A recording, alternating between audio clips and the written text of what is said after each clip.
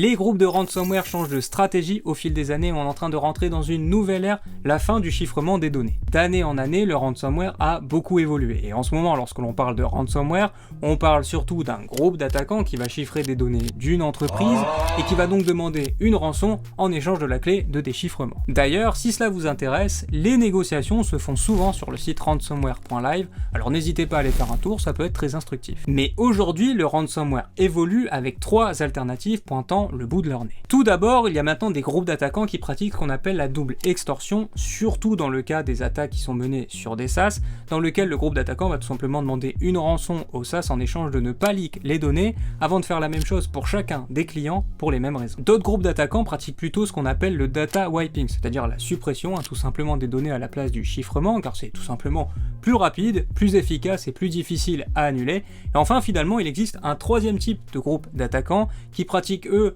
une méthode encore plus simple, qui est le paye ou je leak tes données, et qui est en plus efficace. Avec la professionnalisation des groupes de hackers et la spécialisation de chacun de ces groupes, je ne serais pas étonné que le ransomware à l'ancienne avec une rançon et un clé de chiffrement soit bientôt de l'histoire ancienne, pour basculer sur un mode uniquement avec ces 3 types-là. Alors peut-être que la leçon à retenir, c'est celle-là, commencez déjà à se préparer à ce genre d'attaque.